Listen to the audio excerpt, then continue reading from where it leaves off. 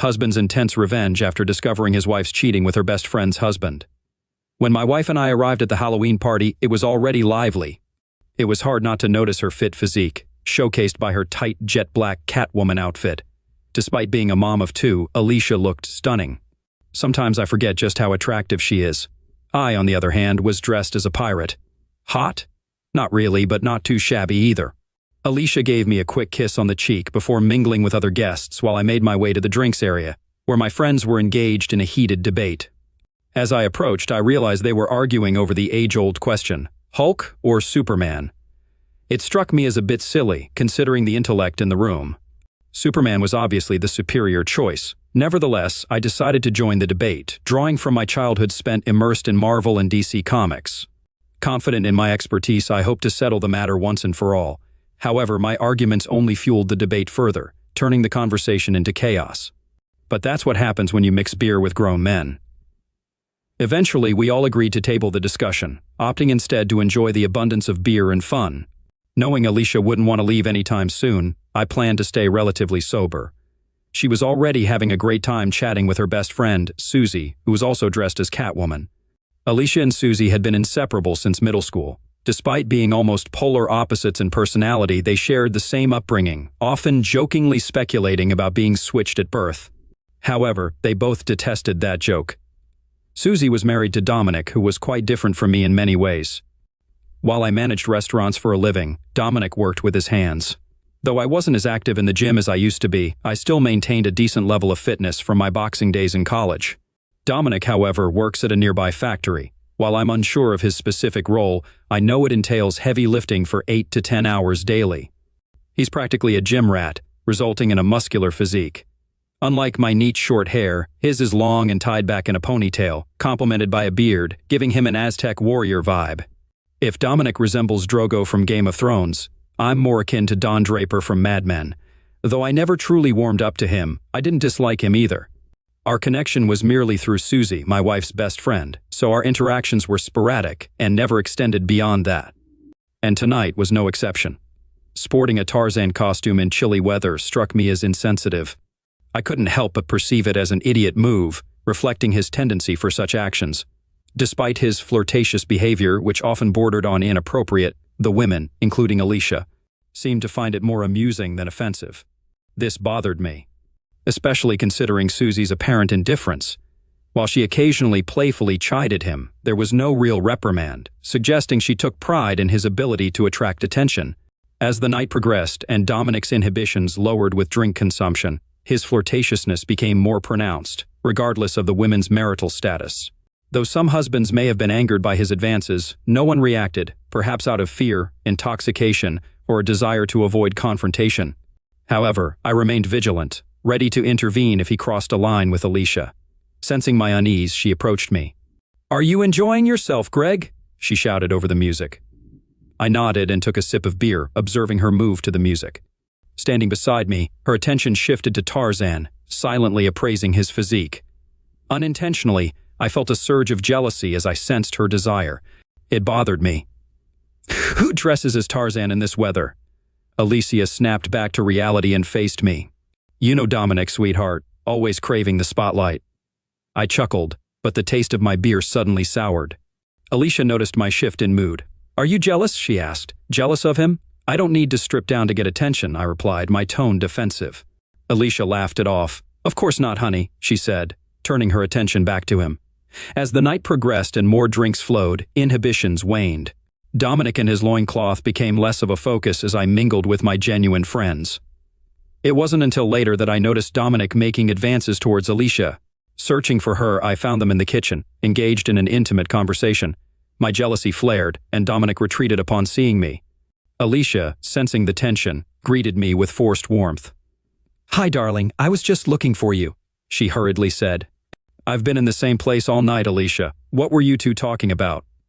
"You looked awfully cozy," I asked, my tone accusatory. She tried to dismiss it. "Nothing happened, Greg. Dominic was just being his usual flirty self," she assured, but my unease lingered.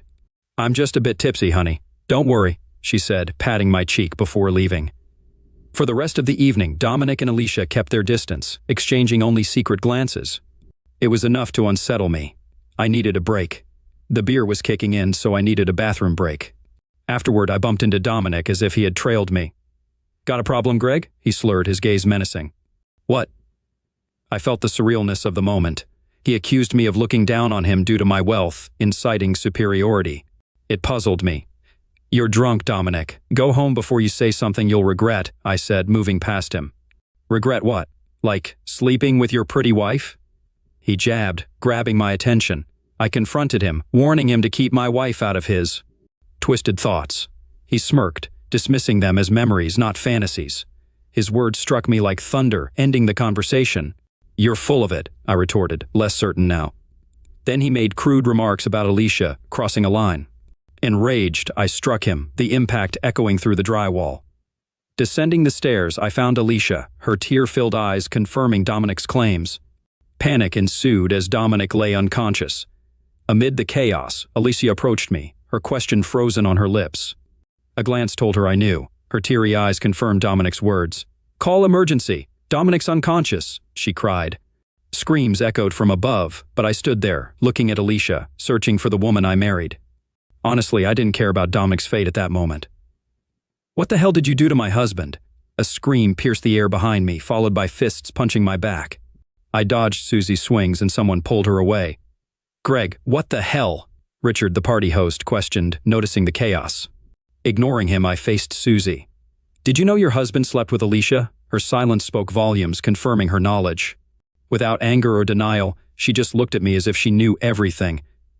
Alicia's hand rested gently on my shoulder. "Greg, we need to talk, but not here," she said softly. I turned to her, unleashing a surge of rage unlike any I'd felt before. It was so intense, tears welled in my eyes, a release of emotion preventing me from exploding. "He woke up!" A shout echoed from above.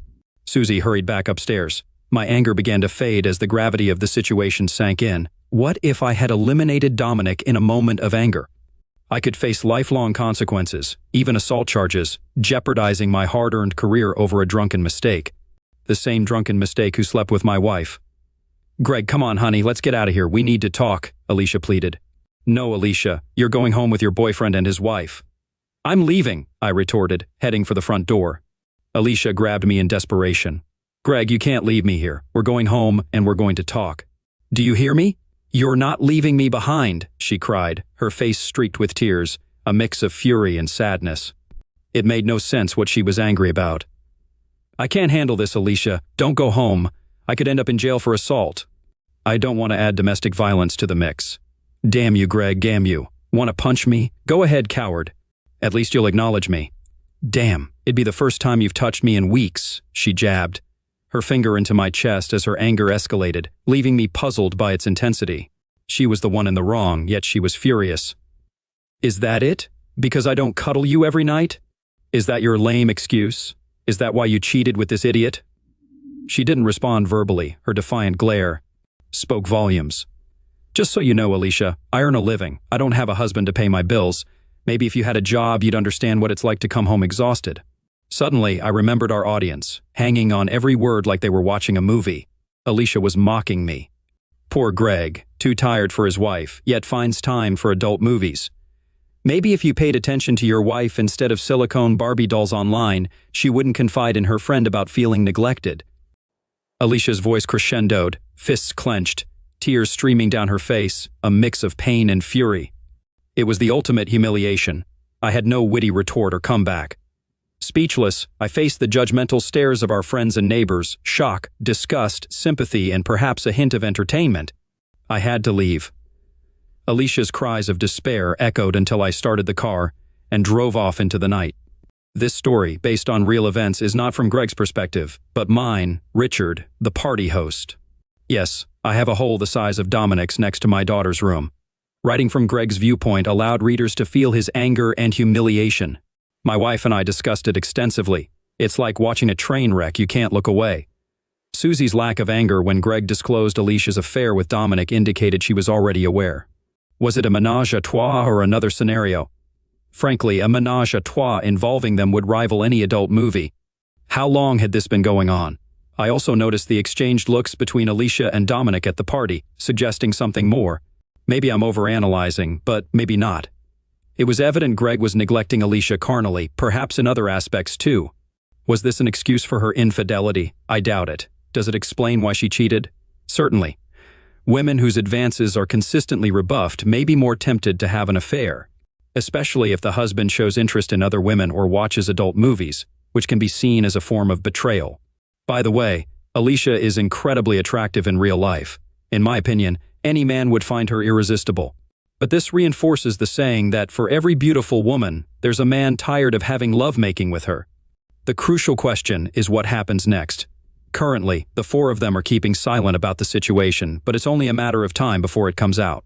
While this story is based on true events, I didn't witness everything and had to take creative liberties, especially with Greg's inner thoughts. I sympathize with him and the tough choices he faces. Alicia treated him unfairly, regardless of her reasons. I'm uncertain whether reconciliation or divorce is the best path. Full disclosure, I'm somewhat biased, as Greg is a friend of mine. And about Superman and the Hulk, I side with Greg. Superman's powers like thermal vision, flight, and super speed would easily defeat the Hulk, unless there's kryptonite involved. But that's beside the point. Mr. Kieran, they're calling you on line 1. Who is it, Betty? Mr. Ford is calling for you, sir. Greg called me. I've been trying to reach him since the Halloween incident. Until now, he, his wife, and their lovers remained silent, but there have been so many questions. How could something like this not happen? The public showdown was so dramatic, with elements of lovemaking, violence, and betrayal, and the epic confrontation between David and Goliath. Except this time, Goliath had a glass jaw and wrote a check his drunk self couldn't cash, and David cashed it out of genuine hatred. Patch him through, Betty. Sir, he seems a bit upset. Well, yes, his wife did publicly humiliate him. If he weren't upset, I'd be concerned. Thank you, Betty. I'll handle it. I awaited the click indicating I was connected to Greg. Hey, Greg, it's Richard. I've been trying to reach you since. I couldn't bring myself to say these words out loud. Ever since I found out about my wife sleeping with that bleep. Yeah, I needed some time to process everything, Greg replied, his voice still carrying the simmering anger beneath his composed tone. Even over the phone, his emotions were palpable. So, do you want to talk about it? I asked, hearing a chuckle from him on the other end, tinged with bitterness. It almost sounded like a snort.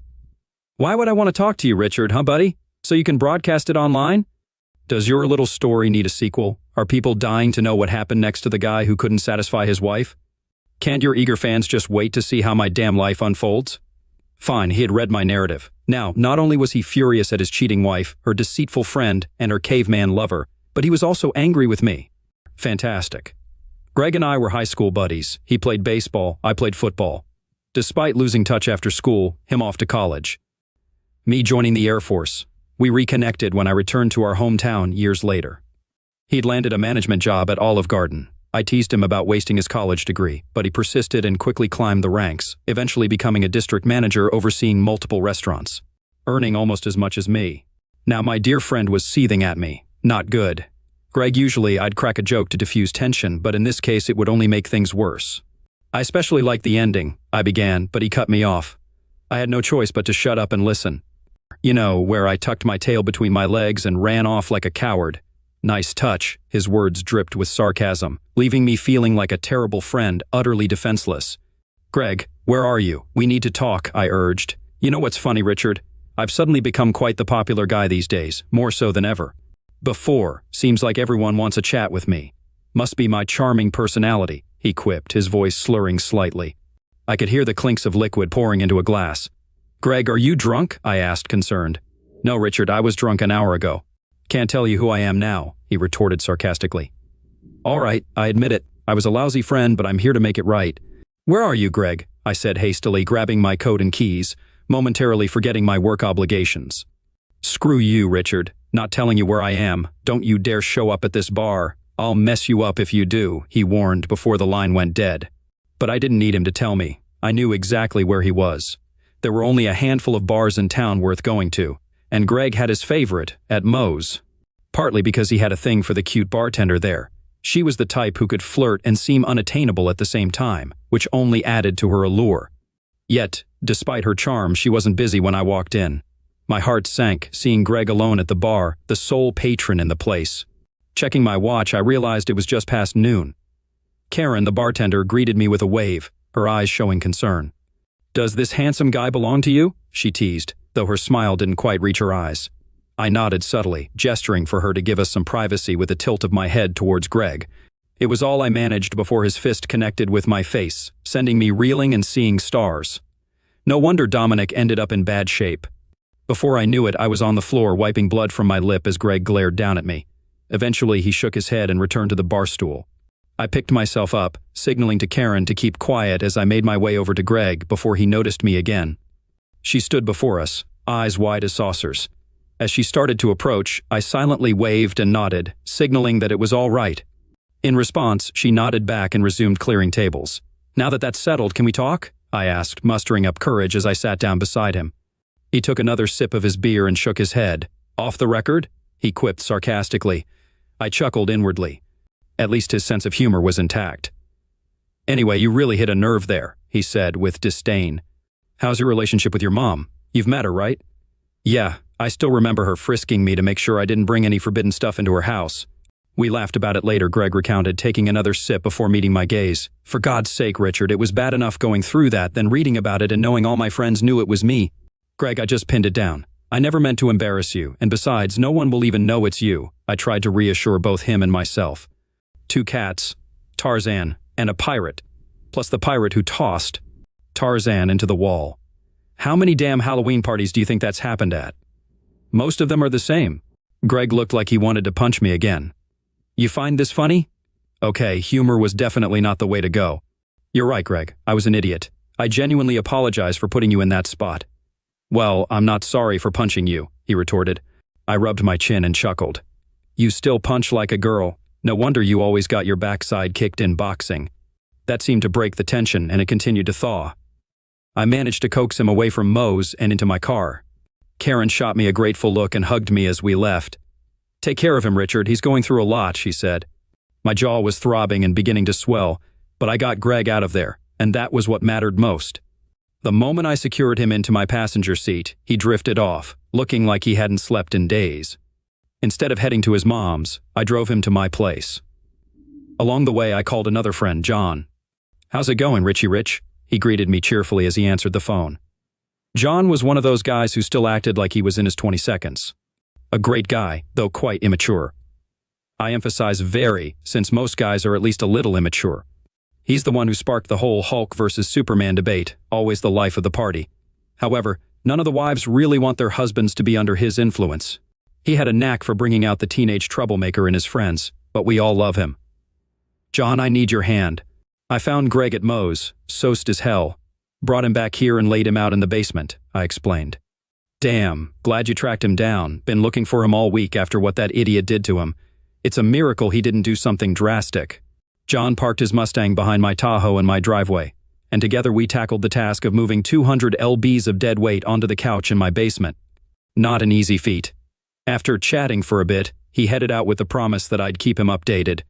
Being home early meant I had the house all to myself, which was a rarity. So rare, in fact, that I found myself at a loss for what to do. Didn't want to step out in case Greg woke up disoriented, so I fired up the George Foreman grill for steak and baked some potatoes. Then I flipped through my cable sports package, hoping to catch a good game, or at least some interesting sports talk. Settled on a documentary and dug into my meal. It wasn't long before my wife, Nikki, walked in with our kids in tow. "Hey, what brings you home so early?" she asked, planting a kiss on my cheek. The kids scampered upstairs. "Found Greg at Moe's, soused as hell. Brought him back here and laid him out in the basement," I explained. She looked hesitant. "Are you sure that's a good idea? I don't want any drunken antics in front of the kids." "He'll be fine, sweetheart. I'll keep an eye on him," I assured her, feeling her hand caress my cheek, sending a shiver down my spine. That's when she noticed the swelling. "Richard, what the hell? Did he do this?" "I'm all right, honey. Don't worry about it." "Rich, get him out of here." "Honey, everything's under control. The poor guy just found out his wife was cheating on him a few weeks back and it happened so public. He's on edge. Plus, he's been dealing with it all alone. I'm his friend. He needed an outlet for his pent-up anger, and if that meant taking some hits, I didn't mind. Besides, my jaw is not as fragile as Tarzan's. Maybe he should consider a different costume next year." Nikki couldn't help but chuckle at that. Watching Tarzan get his backside kicked by a pirate was pretty amusing. I doubt Jane would approve. Yeah, Tarzan definitely got what was coming to him. Dominic should spend less time pumping iron and more time hitting the bag, Nikki quipped. Or at least learn to dodge, she added. We shared a laugh. Once her giggles subsided, one thing I've always admired about Nikki is her personality and sense of humor. It's one of the reasons why I can't stay angry with her for too long. I headed downstairs to check on Greg. His thunderous snoring assured me he was still very much alive, albeit functionally comatose. I slipped a pillow under his head when he let out a sound that could wake the dead. His drink's breath could have knocked out a bull. What the heck, Greg? I muttered. The stench clinging to me, I needed to step away. A few hours later, a zombie-like version of my friend emerged from the abyss. His bloodshot eyes screamed exhaustion and distress as he shuffled around my kitchen. Nikki shot me a silent warning that spoke volumes. Keep him in line or he's out. I approached him in the kitchen. How you feeling, buddy? Feels like my wife cheated on me, humiliated me in front of the whole neighborhood, then ran me over with a truck. At least your memory is intact. 2 out of 3 ain't bad. His eyes narrowed. My memory's fine. I remember your damn story too. Remember how you socked me in the face for it? I rubbed my tender jaw. That part seems fuzzy. Might need a repeat just to be sure. It's done. There was no real venom in his words. Despite his talk of wanting to punch me again, I knew he wouldn't. I've said it before, but I'm really sorry about that story, Greg. I didn't think it would reach as many people as it did, and I certainly didn't think you'd find out about it. I was wrong. People actually read it. I even got a message from this guy I know who heard about the party from someone and then read your story online. Who's this guy? You don't know him. He's this loudmouth named Harry from Virginia. I chuckled. Harry Ina, huh? Heard of him. Nice guy, once you get past his attitude. By the way, he's on my side. And thinks you're an idiot too, Greg said, grinning. Yeah, well, I'm sure he felt that way before reading the story I wrote about you, I replied. Greg nodded and chuckled. I gave him a friendly pat on the back, which he didn't seem to mind, confirming we were okay. Richard, why'd you have to paint me as a wimp? Did I really just bolt like that? Wimp? Greg, you took the guy down in one punch. I was half expecting you to bite his ear off. If you boxed like that in college, you'd have been a champ. No one sees you as weak. Screw you. It's a skill I've still got, idiot. He smirked and shook his head. I really handed him his rear, didn't I? Hell yeah, bet your sweet rear you couldn't pull that off, he teased, nudging me. Nah, might take me 2 hits, I quipped back, unable to stifle a chuckle. It was good to see Greg. So what went down after I split? Kept looking over my shoulder, thinking I was headed to the slammer. Well, Greg, after you bailed from the Halloween party, Alicia let out this wail like she was facing a firing squad and crumpled to the floor. She sobbed loudly like a broken Catwoman. Nikki rushed to her aid, helping her up and leading her to the couch. Susie, the other Catwoman, came down the stairs with her disgraced Tarzan, holding his head as she guided him. Alicia caught sight of them and flew into a rage. You idiot! What'd you tell Greg? You've ruined my life, you idiot. Tarzan, already battered by the pirate, now dodged Catwoman's claws, while Catwoman 2 tried to intervene. Alicia, stop it! Cut it out! Susie yelled, defending her husband. Tarzan, being saved by a woman from a woman, only stoked his fire. Can this idiot embarrass the Jungle Man any further? You should have said something, right, you idiot? Couldn't take no for an answer. What's wrong with you? The Jungle Man regarded Alicia's fury with detachment. It was clear he hadn't grasped everything yet. The knockout must have sobered him up. He knew he'd caused today's pain. Alicia, I'm sorry. I was drunk, he said. She stopped attacking and collapsed to the floor again. What do I do now, Susie? What do I do now? Back to Richard's kitchen. After that, they had to haul Dominic to the ER. Turns out he had a concussion. He wanted to press charges, but Susie and Alicia talked him out of it. Alicia pleaded with him not to. She knew if you got arrested, there'd be little hope of your return. Greg chuckled and shook his head. In any case, there's little hope left for this. I sighed, nodding sadly. So Greg, what happened after you split? All we heard was the rubber hitting the road and the roar of your engine. I wanted to chase after you, but my Tahoe was packed with other cars. I feared you might crash. You haven't responded to any of our calls. Yeah, well, I needed to get away and think, you know? I couldn't wrap my head around it all. Our friends are looking at me, judging me. I needed space. So you headed to your mom's place? It must have been tough going back there. Yeah, well, life throws you curveballs sometimes. The only way to deal with it is to do something out of the ordinary. Greg, October 31st, party crap. Damn it. Damn it. These damn women. I sped recklessly alongside streets, leading out of town. Honestly, I had no clue where I was going. Stop signs, speed limits, traffic lights, none of it mattered. I drove like I was the only one on the road that mattered. What's that sound? I glanced at the passenger seat, recognizing Alicia's ringtone.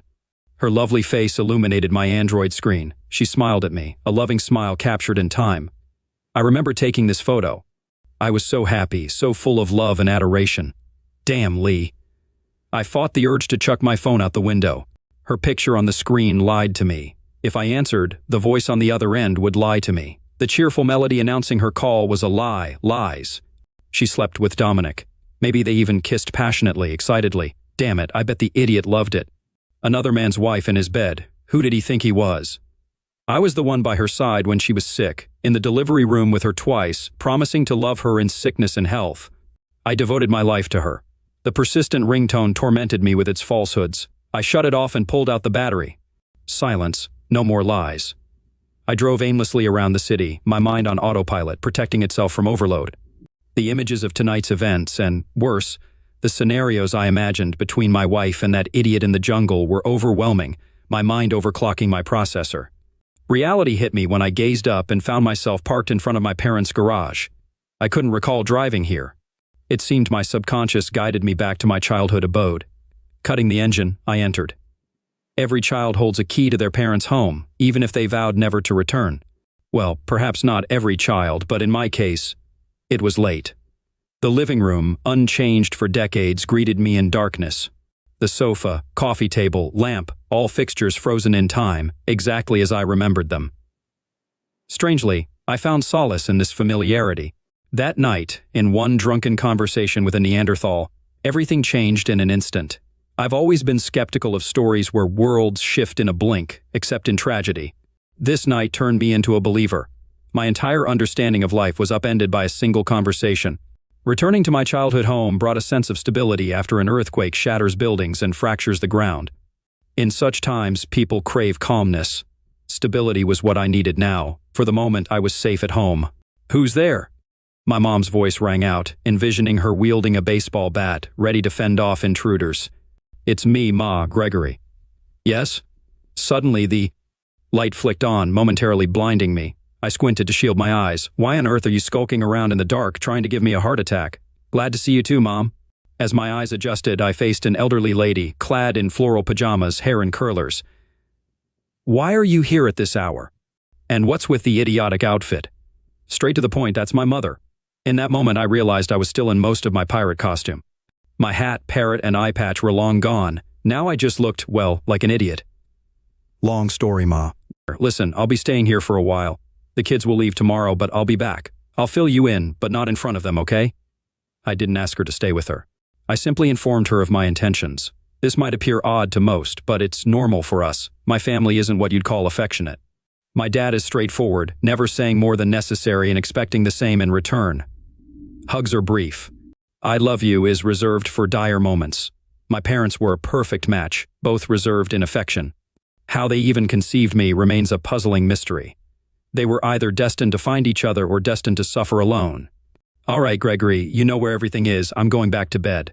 My mom's frail figure vanished around the corner, her voice trailing. "And lock up."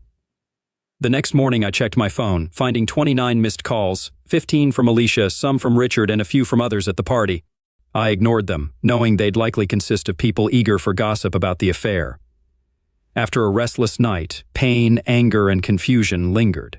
I also wondered about the police. What happened to Dominic after I left? Did he go to the hospital? Press charges? Would I end up in jail? I slipped out of the house before my mom woke, leaving a note explaining my departure. If Alicia called, Mom was instructed to inform her I'd reach out when ready. I parked near my favorite bar, seeking solace and strong drink to numb the pain. For the next couple of weeks, I hid at my mom's, only encountering Alicia when dropping off the kids or fetching belongings. Our interactions were strained, ending with her upset. Before leaving, I overheard her talking on the phone. Ears perking up, I listened. If it had been the creep, I would have lost it. But it was Susie, her half of the conversation leaving me unsure if it was better or worse. I divided my free time between my parents' place and the bar. With Dad away on business, it was just Mom and me. Oh joy. Deep conversations weren't her thing, though she listened attentively and offered support, even if she didn't fully grasp the situation. I'd never discuss adult films with her, especially after her warnings in my younger years about blindness and hairy palms. During my stay, we spoke little. I outlined why I was staying, and she listened but didn't press for details. When she asked what I'd do next, all I could do was shrug and admit I didn't know. "You'll figure it out," was her encouraging response. We didn't revisit the topic. Oddly comforting, it spared me from endless retelling and emotional coddling. I was free to grieve in my own way. Taking all my sick and personal days, I couldn't face anyone, even though no Kyo workers were at the party. Living in a small town, gossip spread like wildfire. I wasn't just dealing with infidelity, it was public humiliation. Poor Greg, too busy with obscene films to satisfy his wife. Eventually, I had to shut off my phone. It kept ringing incessantly, faces pleading for answers. Screw them all. Whether the universe or Dominic's pride intervened, the cops never came. It was intriguing to observe my friends' behavior. They sent emails and even calls, yet none visited my parents' house. I realized that when people are unsure what to say, they often avoid the situation altogether. They weren't neglectful friends, just unsure how to help. This silence, both a curse and a blessing, left me alone with my thoughts constantly. To quiet the disturbing images in my mind, I sought solace in drinks at the bar, with Karen becoming both my deity and my salvation. The hardest part about staying with my mother was being separated from my children. It was self-imposed exile, but it still stung. I knew seeing them meant facing Alicia, akin to reaching a warm bed across a half-frozen lake, so I drank even more to numb the pain. It took Karen showing me a story about catwomen, penned by a friend, to break the cycle. It mirrored my own script, featuring two catwomen, a pirate, that damn Tarzan, Superman, and Hulk. The nerve. Fuming, I dialed 7 digits. "Good morning, Mr. Caron's office. This is Betty. How can I help you today?" "Today at Richard's place. So, what's the plan with Alicia?" "Divorce, separation, give her a thrashing." Greg chuckled sadly and stared at his plate. "Do I have to choose?" he quipped, lacking enthusiasm. I saw the agony etched on his face, replaying Halloween's events in his mind, her words echoing like a broken record. "Greg, I've got to ask. You can tell me to buzz off if it's too personal, but about that adult film. What did she mean?" Greg blushed, shifting uncomfortably. "So what? I watch them occasionally, not every day." "Are you implying she doesn't, or you don't?" he retorted defensively. "Sure, I watch them, but Alicia said you were viewing them instead of being carnal with her. That's true?" "Buzz off, Richard. It's too personal." "All right, buddy, fair enough, but I just want to understand what went wrong. You two seemed so happy, I never suspected a thing." He gazed down at his meal while his fork traced circles on the plate. "She just doesn't get it, Rich." "What's she not getting?" Greg let his fork drop and ran his hands over his face, taking a deep breath with a sigh tinged with sadness, perhaps mixed with guilt.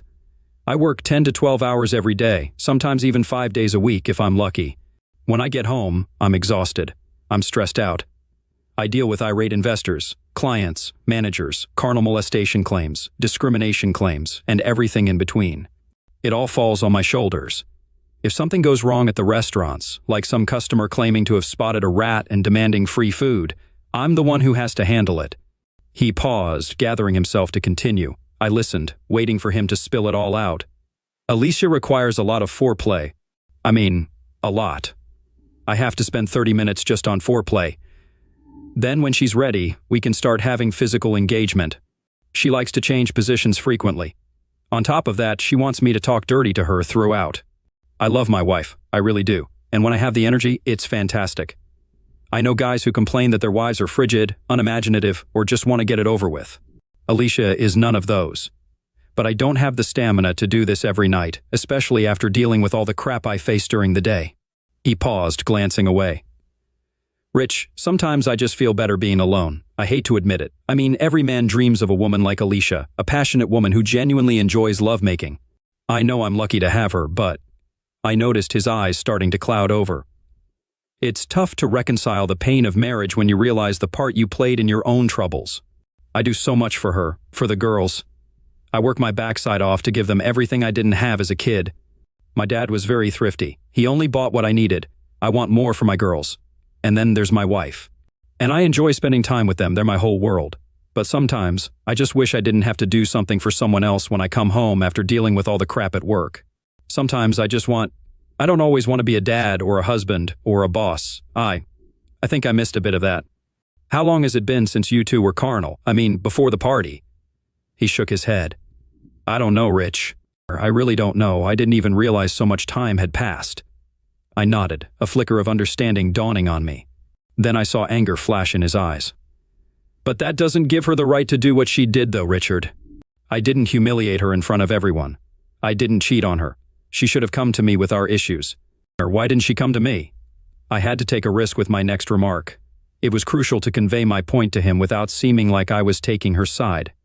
Maybe for the same reason you never explained to her why you watch adult films. Communication can be tough, especially if you don't realize you need to say something in the first place. How do you communicate your unhappiness to your spouse?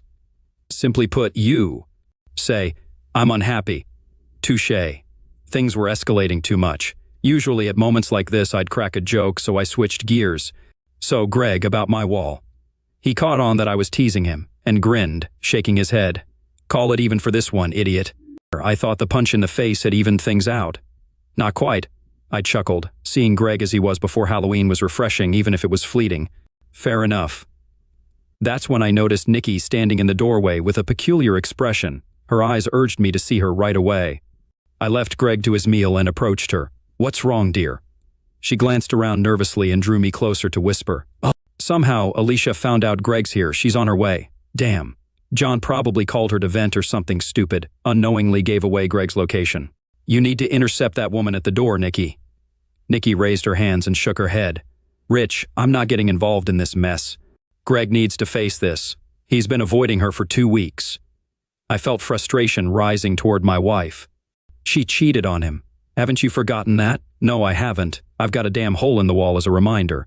I glanced at Greg, who seemed oblivious to the impending showdown. What do you want me to do, Nikki? Her expression softened with resolve when she saw my determination to help my friend. He has to handle this himself, babe. You can be there for him as a friend, help him through it, but he can't run from it.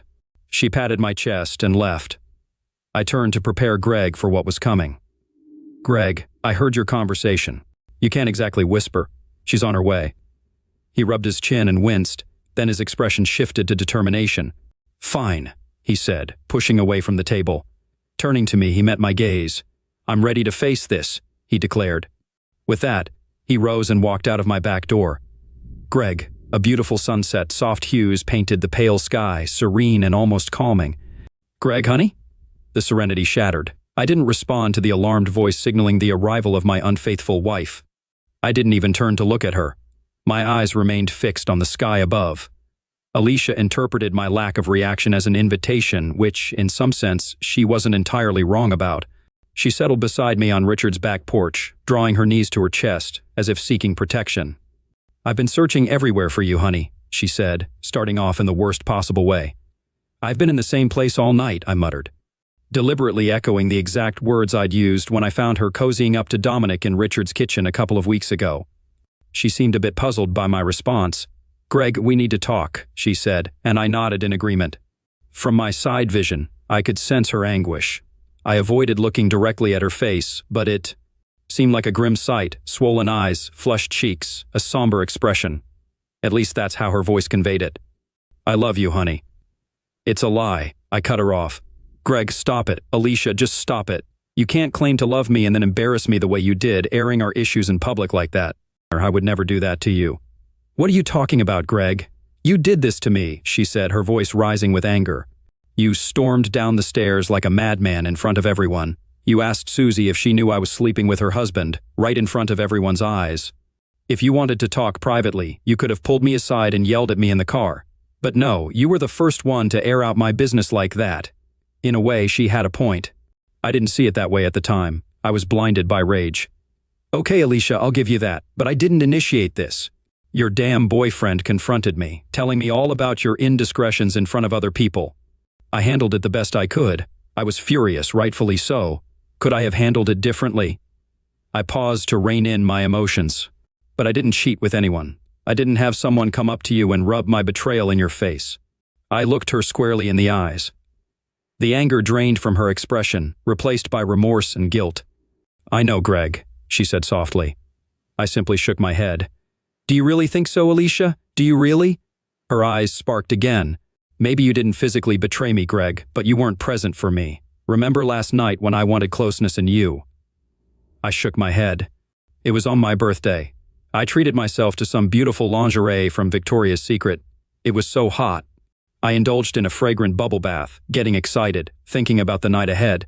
I lathered my body with eucalyptus-scented lotion, spent an hour doing my hair and makeup. Do you recall that night? I did remember that night. That was the day I had to fire Frank.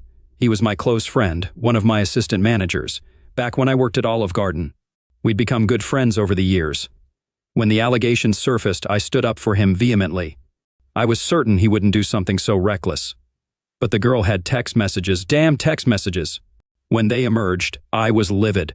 I was the one who promoted him. I was the one who vouched for him. And I was the one who had to deal with it, or they'd deal with me. So needless to say, I wasn't in the best mood that evening.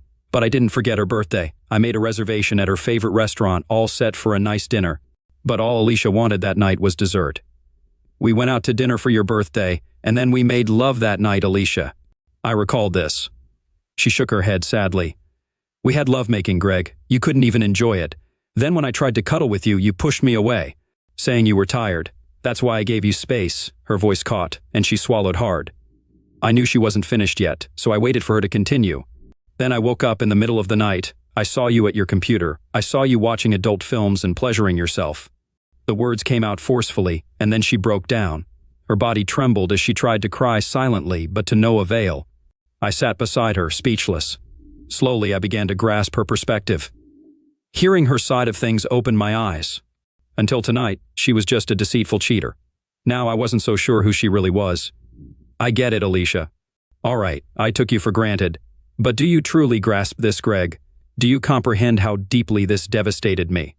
Can you fathom the pain of realizing that, at your best, you're not enough to satisfy your husband? I doubt you do. After that, I made a pact with myself to stop initiating lovemaking with you. I wanted you to desire me, but you never did.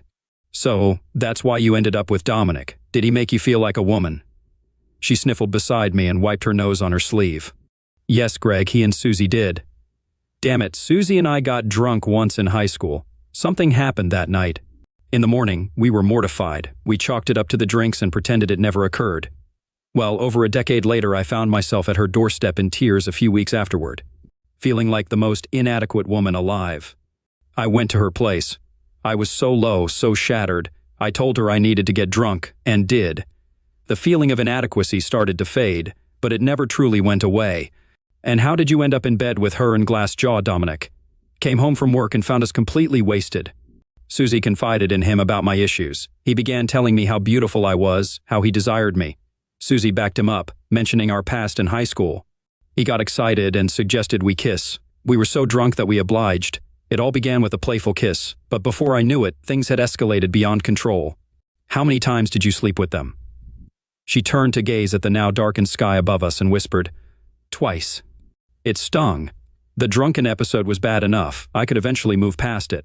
But knowing she'd been with them again was a whole other blow. So, at the party, in the kitchen, what were you and Dominic discussing? Her eyes flashed with anger and a hint of guilt as she recalled it. He was drunk, complimenting my hot costume, and suggesting we go to their place for some fun. I was worried someone might overhear, so I tried to hush him.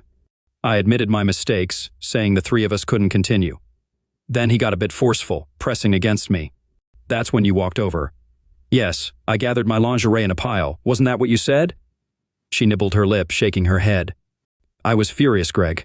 Seeing Dominic pestering me like that just reminded me how little you valued me. Were you planning on heading to his place later for some fun since he appreciated you? She shook her head, locking eyes with me. No. I was hoping you'd finally take the initiative. I chose the Catwoman outfit because I knew you loved Michelle Pfeiffer in Batman Returns. You once told me how you fell for her because of that suit. I saw the way you looked at me in it. I saw desire in your eyes, mine. I almost skipped the party altogether to get what I'd been yearning for. I wish I had. I hoped when we got home you'd take me. And then Dominic happened. She spat his name out. Well, none of this would have happened if you hadn't slept with him. Why didn't you just talk to me, Alicia? She sadly shook her head again, sniffing. I don't know, Greg. I wish I did. Lord knows why I didn't. Well, I guess there's enough blame to go around. She turned to me, hopeful. So what now, Greg? I don't want to lose you. I love you so much. I'll do anything for us to get through this. My head swirled. Can we get through this? Can I forgive her, knowing I played a part in our downfall? Leave the past behind? I don't know, Alicia. So much has happened. It'll take a lot for us to start healing from this. A glimmer of hope sparked within her. She wiped her tears, gripping my hand. Please, honey, I'll do anything. Just give me a chance to show you how much I love you. I met her gaze, sensing hope. I began to feel it too. It'd take time, but maybe we could mend each other. If we both fought hard enough, there might be a chance. All right, Alicia. But it'll take several steps. First, we need counseling. It's necessary. Obviously, we have a lot to work through. We need to learn how to communicate with each other. She kissed my cheek, embracing my neck. Yes, darling. Whatever you say. Secondly, you need to cut ties with Susie. That's when I saw the light fade from her eyes, feeling it dim in my heart. What did you say? I said you need to end your friendship with Susie. Greg, why are you asking me to do this? I reclined in my chair, staring at her in disbelief. Seriously, Alicia? You cheated on me with her and her husband. What do you expect me to do? Just trust that it won't happen again? Every time you're with her, or talk to her, do you realize what goes through my mind? How can I heal if this wound keeps getting salt rubbed in it? She recoiled as if I'd struck her, tears welling up in her eyes. We locked eyes in silence, as seconds stretched into eternity. You want me to choose between my best friend and my husband? I can't do it, Greg. Please don't make me. Words couldn't convey the agony that coursed through me at that moment. Strangely, it was worse than catching her in the act. This time, there was no anger to mask it. My heart constricted painfully, crushed by the weight of the realization that it was too much to bear. The fact that she couldn't choose me over her best friend was devastating, a catastrophe of unfathomable proportions. The woman I loved most didn't love me the same way. I wasn't her one and only love. I shared her heart with another. Dominic's irrelevant now. I don't care about him. This is bigger, Alicia. But she couldn't sever her ties with Susie. The bond was too strong, rivaling her love for me. She couldn't let it go, even if it meant sacrificing our marriage. Sadly, we divorced less than a year later. Alicia fought tooth and nail to prevent it, even stooping to humiliating herself. I never imagined I'd see her pride crumble like that. She begged me at my workplace not to leave her, embarrassing herself in front of everyone. I begged too. It was a heart-wrenching plea that left everyone uncomfortable. Even I secretly hoped I'd give her another chance, but I couldn't bear the thought of her being around them. As long as she refused to relinquish her friendship, in essence, I was right. No spouse should have to share. A year later, the wounds still run deep. There are no winners here. We do our best for the kids, avoiding putting each other down in their presence. Yet many nights I've been a shoulder for Greg to cry on. But there was one silver lining. This Halloween, he brought a date to my party. She wasn't dressed as Catwoman. Maybe she's just a rebound, not his next great love. But finding someone new is still progress. Real life isn't about neatly packaged endings. It's a messy, gradual healing process. Alicia, Dominic, and Susie didn't show up at the party. They cut off contact with the rest of us. Susie remained staunchly by Alicia's side, accusing Greg of unfairness and trying to force an impossible choice. In my view, the choice wasn't impossible. Alicia simply didn't want to be married as much as a loving wife should. She claimed she'd do anything, but actions speak louder than words. She might have been willing to play the part of a love-making slave or a doting housewife, but when it came to sacrificing something personally significant, our marriage wasn't worth it to her. In the end, he's better off without her.